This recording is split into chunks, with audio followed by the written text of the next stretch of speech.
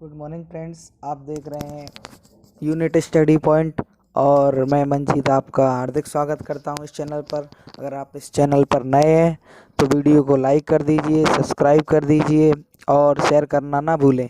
तो शुरू करते हैं आज का टॉपिक। आज का टॉपिक है भारत का संविधान। तो शुरू करते हैं बिना समय बर्बाद के। भारतीय संविधान। भारतीय संविधान का निर्माता किसे कहा जाता है? डॉक्टर भीमराव अंबेडकर को। क्यों कहा जाता है? क्योंकि भारतीय संविधान के निर्माण में सबसे ज़्यादा अहम रोल किसका रहा है? डॉक्टर भीमराव अंबेडकर का। तो भारतीय संविधान की परिभाषा क्या है कि संविधान क्या है? संविधान एक ऐसा मौलिक कानूनी उल्लेख है जिसके अनुसार किसी देश की सरकार कार्य करती है। जैसे हमारे देश की सरकार है, हमारे देश में विधानसभा है, लोकसभा भी हमारे देश में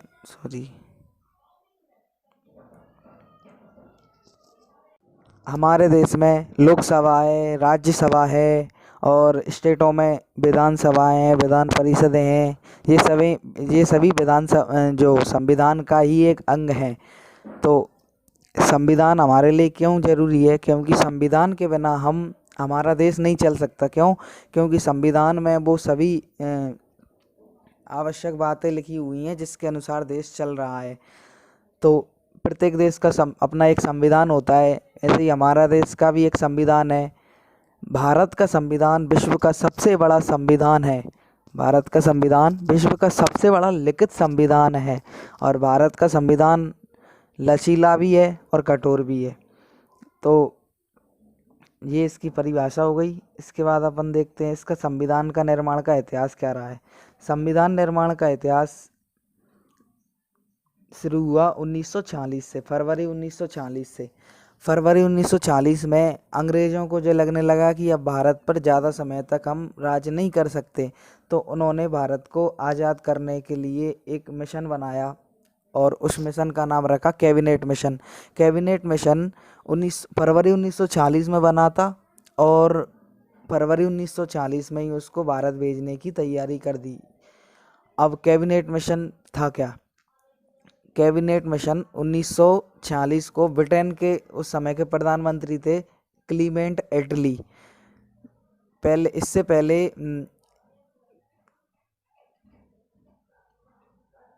इससे पहले विंस्टन चर्चिल थे जो हार गए थे। इसके बाद क्लीमेंट एटली यहाँ के प्रधानमंत्री बने। उन्होंने कैबिनेट मिशन को भारत भेजने की घोषणा की। कैबिनेट मिशन की मुख्य बातें क्या थी?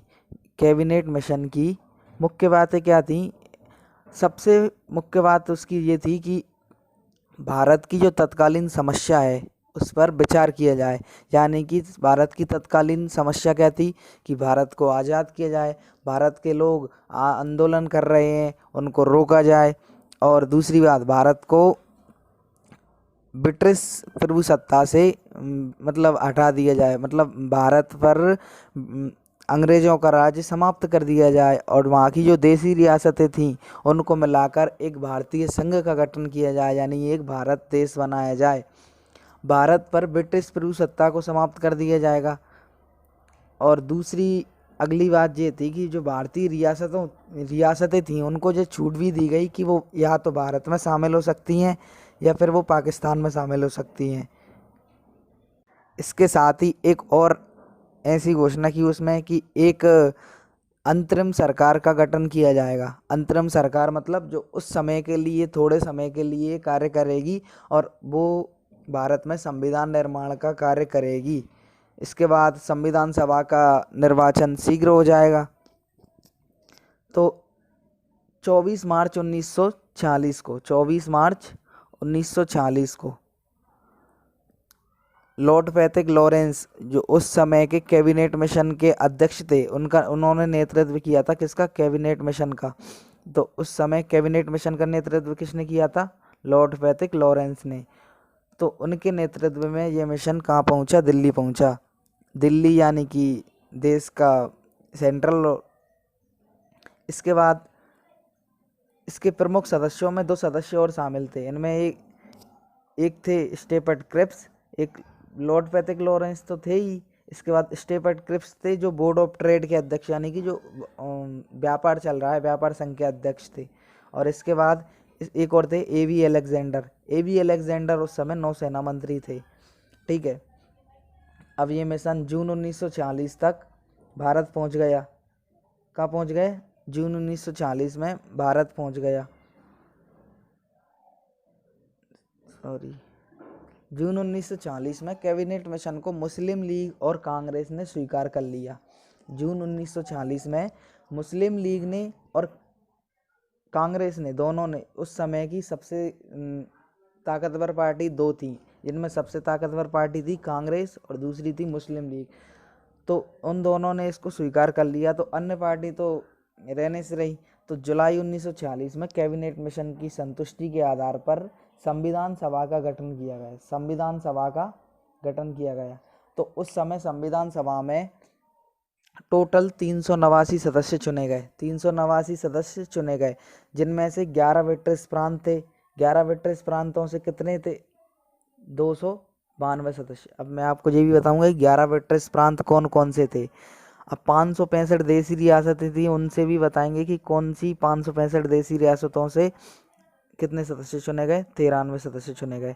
और 4 चीफ कमिश्नरी थी, उनसे 4 सदस्य चुने गए। इसके ऐसे ही टोटल मिला के कितने हो गए? 389 सदस्य हो गए। ठीक है,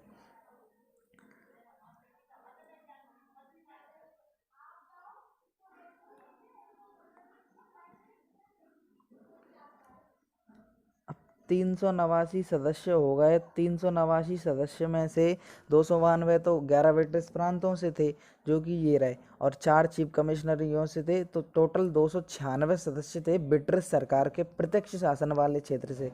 तो ये 11 ब्रिटिश प्रांत हैं, वो कौन कौन से हैं ये देख लेते हैं। उत्तर पश्चिम सीमांत प्रांत। उत्तर पश्चिम सीमांत प्रांत कौन सा था? जो पाकिस्तान का उत्तर पश्चिमी वाला इलाका है ना, वो उत्तर पश्चिम सीमांत प्रांत था, जिसमें पाकिस्तान का उत्तर पश्चिमी भाग पूरा आ जाता है। इसके बाद पंजाब प्रांत आया। पंजाब प्रांत में मतलब जो पाकिस्तान का पूर्वी पंजाब और पश्चिमी पंजाब दोनों इससे आ गए। इसमें सिंध प्रांत जो वर्तमान में पाकिस्तान में है, पाकिस्तान का सिंध प्रांत। इसके बाद संयुक्त प्रांत में उत्तर प्रदेश, उत्तराखंड और उत्तराखंड के आसपास, उत्तर प्रदेश के आसपास के जितने भी छोटे मोटे इलाके थे वो सब आ जाते थे। इसके बाद बंगाल, जो पश्चिम बंगाल और पूर्वी बंगाल, दोनों बंगाल इसमें शामिल थे, जिसमें बांग्लादेश अलग हो गया अब, लेकिन पहले बंगाल में पूर्वी बंगाल भी आता था, पश्चिम बंगाल भी आता था। इसके बाद बिहार में वर्तमान झारखंड भी आता है, और उड़ीसा, असम में क्या आता है? असम में जितने भी पूर्वी जो 7 अभी वर्तमान में 7 प्रदेश हैं, 7 प्रदेश हैं, उनमें से 7 की 7 पहले असम में ही आते थे। अभी वर्तमान में धीरे धीरे ये अलग हुए हैं। सेंट्रल प्रोविंस जो सीपी बरार नाम से एक राज्य प्रांत था, सीपी बरार में जो वर्तमान में जो मध्य प्रदेश है, छत्तीसगढ़ है, और जो विदर्भ वाला, महाराष्ट्र का विदर्भ वाला क्षेत्र जिसमें नागपुर, सतारा जो आते हैं, ये सब इस सेंट्रल प्रोविंस में थे। और 4 चीफ कमिश्नरी भी देख लेते हैं। 4 चीफ कमिश्नरी कौन सी थी? इनमें से सबसे मेन थी इनमें दिल्ली के बाद दूसरी राजस्थान की अजमेर, तीसरी मारवाड़। अजमेर और मारवाड़ एक ही थी। और तीसरी थी कुर्ग जो कि कहाँ पे आती है? कुर्ग आती है जो कर्नाटक के बेंगलोर में। इसके बाद ब्रिटिश बलूचिस्तान जो कि वर्तमान में पाकिस्तान में आता है। बलूचिस्तान पाकिस्तान का ही एक राज्य है, जो पहले 11 ब्रिटिश प्रांतों में से एक प्रांत हुआ करता था। इन क्षेत्रों से कितने 296 सदस्य चुने गए टोटल, 11 ब्रिटिश प्रांतों से और 4 चीफ कमिश्नरियों से 296 सदस्य चुने गए। इसके बाद अब ये भी देख लेते हैं कि कौन सी पार्टी को कितने वोट मिले। जैसे कि कांग्रेस थी, कांग्रेस 296 में से ही निर्णय होना था कि 296 में से कितनी कौन सी पार्टी को कितने सीटें मिली, क्योंकि जो 93 सीटें थी, 93 सदस्य थे, वो तो देसी रियासतों से थी, तो उनका तो कोई निर्णय होना नहीं था, क्योंकि वहाँ के तो जो मेन हेड है वो ही खड़े होंगे उसमें। अब 296 में से 208 सीट कांग्रेस जीत गई, 73 सीट मुस्लिम लीग जीत गई, और 15 सदस्य जो थे वो अन्य छोटे मोटे समूहों से प्राप्त हुई। अब सदस्य भी चुने गए। सबसे बड़ी पार्टी के रूप में कांग्रेस उभरी, तो कांग्रेस की ही सरकार बनेगी, तो कांग्रेस ने अपना मंत्रिमंडल गठित किया। अब उस मंत्रिमंडल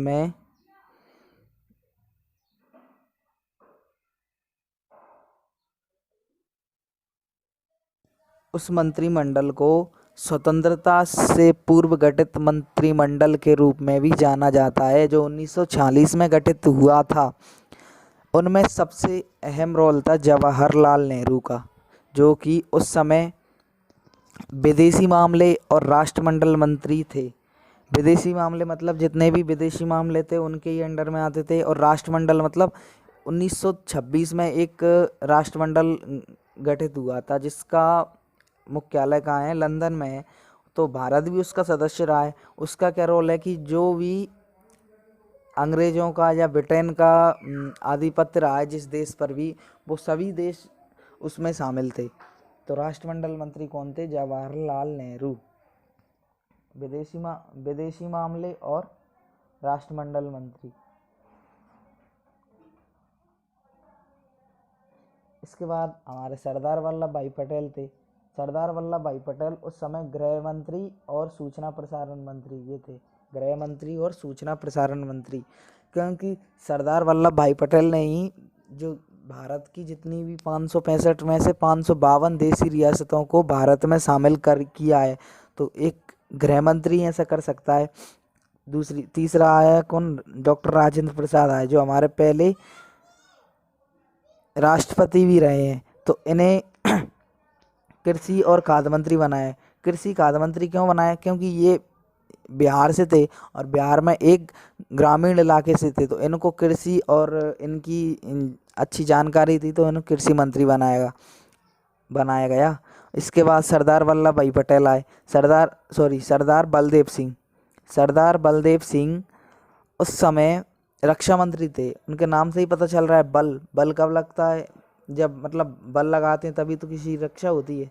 तो रक्षा मंत्री कौन थे? सरदार वल्लभ भाई पटेल। बाबू जगजीवन राम उस समय श्रम मंत्री थे। बाबू जगजीवन राम क्या थे? उस समय श्रम मंत्री थे। इसके बाद सी राजगोपालाचारी, जो चक्रवर्ती राजगोपालाचारी थे, ये उस समय शिक्षा मंत्री थे। इन्होंने एक फॉर्मूला भी निकाला था जिसका नाम था CR फॉर्मूला। इसके बाद आते हैं आसाफ अली को बनाएगा रेल और परिवहन मंत्री। एक थे गजापर अली स्वास्थ्य मंत्री थे। आप इनको एक दो बार अच्छे से ट्राई करेंगे ना, एक दो बार इनको मिला के करेंगे, जैसे गजापर अली स्वास्थ्य मंत्री, आसाफ अली रेल मंत्री, आसाफ अली रेल और परिवहन मंत्री। ऐसे ही लियाकत अली थे वित्त मंत्री। क्या थे? वित्त मंत्री। जॉन मताई जो भारत के उद्योग और आपूर्ति मंत्री बनाए गए। और कौन? जॉन मताई क्या बनाए गए? उद्योग और आपूर्ति मंत्री। योगेंद्र नाथ मंडल ये बनाए गए विधि मंत्री। ये स्वतंत्रता से पूर्व गठित मंत्रिमंडल है, जिसमें ये मेन कैबिनेट थी। इसके बाद 1947 में भारत जब आज़ाद हो गया, तो उसके बाद एक और मंत्रिमंडल गठित की गई, जिसका नाम था स्वतंत्रता के बाद भारत का पहला मंत्रिमंडल। और इसमें भी अहम रोल किसका रहा? पंडित जवाहरलाल नेहरू का। ठीक है, तो पंडित जवाहरलाल नेहरू को सबसे पहली बात तो प्रधानमंत्री पहले ही नॉमिनेट हो गए थे कि प्रधानमंत्री कौन बनेगा? जवाहरलाल नेहरू। वैसे देखा जाए तो विपक्ष जो इनके पक्ष में कम वोट पड़े थे और सरदार वल्लभ भाई के पक्ष में ज़्यादा वोट पड़े थे, लेकिन प्रधानमंत्री गांधी जी का सपोर्ट इन पे था, तो इन्हें प्रधानमंत्री बना दिया गया। इसके बाद विदेशी मामले पहले से ही था, राष्ट्रमंडल भी पहले से ही था। इनको अब कार्यकारिणी अध्यक्ष परिषद के उपाध्यक्ष बना दिया गया। एक कार्यकारिणी जो संविधान के निर्माण कर रही है उसके समय कार्यकारिणी परिषद थी, उसके उपाध्यक्ष बना दिए गए। और वैज्ञानिक शोध मंत्री, अभी वर्तमान में हमारे प्रधानमंत्री कौन है? नरेंद्र मोदी। तो वे भी वैज्ञानिक शोध मंत्री हैं और ये भी शोध मंत्री थे। तो आप यहाँ से याद कर सकते हैं कि वैज्ञानिक शोध मंत्री हमेशा प्रधानमंत्री के ही पास रहता है पद। सरदार वल्लभ भाई पटेल का अपन को पता ही है, गृह और सूचना प्रसारण मंत्री थे। डॉक्टर राजेंद्र प्रसाद का पता ही है, कृषि और खाद्य मंत्री थे। सरदार बलदेव सिंह का भी पता है क्योंकि रक्षा मंत्री थे पहले भी। इनमें कुछ चेंजेस भी हुए हैं, जैसे जगजीवन राम, ये भी श्रम मंत्री थे। इसके बाद आते हैं मौलाना अब्दुल कलाम। पहले जो शिक्षा मंत्री थे वो थे जो पहले शिक्षा मंत्री कौन थे? सी राजगोपालाचारी, लेकिन बाद में मौलाना अब्दुल कलाम शिक्षा मंत्री बने। अब ऐसे भी समझ सकते हैं, कलाम से आता है कलम, कलम कौन पकड़ता है? शिक्षक। कलम का संबंध किससे? शिक्षा से है। ऐसे ही जॉन मताई, अब ऐसे भी याद कर सकते हैं। रेलवे में जोन होते हैं, जैसे वर्तमान में 18 जोन है, तो ऐसे ही रेलवे में जोन होते हैं। तो रेलवे और परिवहन मंत्री किसको बनाया गया? जॉन मताई को। पहले जॉन मताई क्या थे? उद्योग और आपूर्ति मंत्री थे, जो अब मतलब 1947 में रेलवे और परिवहन मंत्री बनाए गए। राजकुमारी अमृता कौर, ये स्वास्थ्य मंत्री बनाई गई। राजकुमारी अमृता कौर स्वास्थ्य मंत्री बनाई गई। ये ऐसे भी याद रख सकते हैं, जैसे कि अमृत है, अमृता में छुपा है अमृत, और अमृत से जो व्यक्ति अमृत पी लेता है वो कभी भी उसका स्वास्थ्य खराब नहीं होता। आर.के. षणमुगम शेट्टी, ये वित्त मंत्री बनाए गए। वित्त का संबंध होता है रुपए पैसे से, और षणमुगम में लिखा है सड़ यानी कि 6, और इससे याद रख सकते हैं षणमुगम शेट्टी क्या थे? वित्त मंत्री थे। इसके बाद डॉक्टर श्यामा प्रसाद मुखर्जी उद्योग और आपूर्ति मंत्री बनाए गए। उद्योग और आपूर्ति मंत्री कौन बनाए गए? डॉक्टर श्यामा प्रसाद मुखर्जी। इसके बाद डॉक्टर भीमराव अंबेडकर, जो कि विधि मंत्री बनाए गए, क्योंकि कानून के एक अच्छे जानकार थे। इन्होंने लॉ में बहुत सारी पढ़ाई कर रखी थी और संविधान का पिता कहा जाता है, तो ऑब्वियस सी बात है कि इन्होंने विधि मंत्री रहे ही होंगे। तो ठीक है दोस्तों, आज की क्लास यहीं तक, आगे की क्लास कर लेंगे। अगर वीडियो आपको अच्छी लगी हो तो वीडियो को लाइक कर दीजिए, कमेंट कर दीजिए और शेयर करना ना भूलें। Thank you.